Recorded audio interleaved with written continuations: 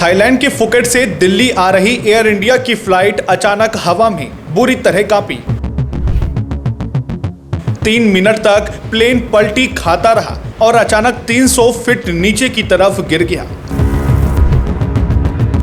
हादसे में 17 यात्री गंभीर रूप से घायल हुए और विमान की सीलिंग तक क्रैक हो गई।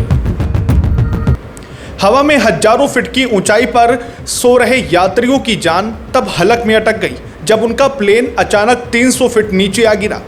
नमस्कार, मैं हूं वर्चित और आप देख रहे हैं आज का हिंदुस्तान न्यूज़। थाईलैंड के फुकेट से दिल्ली आ रही एयर इंडिया की फ्लाइट AI 2379 कल अचानक आसमान में भयंकर टर्बुलेंस यानी तेज हवा के झटकों की चपेट में आ गई। उड़ान भरने के करीब 1.5 घंटे बाद अचानक प्लेन हवा में 300 फीट तक नीचे आ गया। विमान में कुल 137 यात्री और 8 क्रू मेंबर्स सवार थे।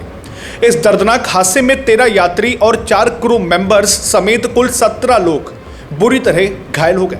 घायलों को इलाज के लिए तुरंत अस्पताल ले जाना पड़ा।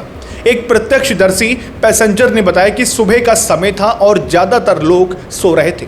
अचानक विमान जोर से हिलने लगा और करीब 2 से 3 मिनट तक हवा में पलटी खाता रहा। झटके इतने तेज थे कि प्लेन के अंदर सीलिंग के पैनल तक टूट गए। एक एयर होस्टेस की गर्दन में गंभीर चोट आई है, जिसे नेक ब्रेस पहनाना पड़ा। वहीं कई यात्रियों के सिर, कंधे और आंख में चोटें लगी हैं। घायलों को प्राथमिक उपचार के बाद व्हीलचेयर और स्ट्रेचर से एयरपोर्ट के बाहर लाया गया। हालांकि एयर इंडिया के जाबाज पायलट ने तुरंत स्थिति को संभाला और सुबह 11:07 पर फ्लाइट को दिल्ली एयरपोर्ट पर सुरक्षित उतार लिया। अब सवाल ये उठता है कि क्या टर्बुलेंस से प्लेन क्रैश हो सकता है? दरअसल टर्बुलेंस का मतलब हवा के बहाव में अचानक बदलाव आना है, जिससे प्लेन दाएं बाएं या ऊपर नीचे हिलने लगता है। टर्बुलेंस 3 तरह के होते हैं। हल्का टर्बुलेंस, जिसमें जहाज 1 मीटर हिलता है। मध्यम टर्बुलेंस, जिसमें जहाज 3 से 6 मीटर तक हिलता है और ड्रिंक गिर सकती है। तीसरा होता है गंभीर टर्बुलेंस, जिसमें जहाज 30 मीटर यानी करीब 100 फीट या उससे भी ज़्यादा नीचे आ जाता है। ऐसे में अगर सीट बेल्ट ना बंधी हो तो यात्री सीधा छत से जा टकराता है। इतिहास गवाह है कि साल 2001 में अमेरिकन एयरलाइंस की फ्लाइट 587 टेक ऑफ के बाद टर्बुलेंस के कारण क्रैश हुई थी और 260 लोगों की जान चली गई थी। वहीं 1966 में जापान के पास BOC फ्लाइट हवा में ही टूट गई थी, जिसमें 124 यात्रियों की मौत हुई थी।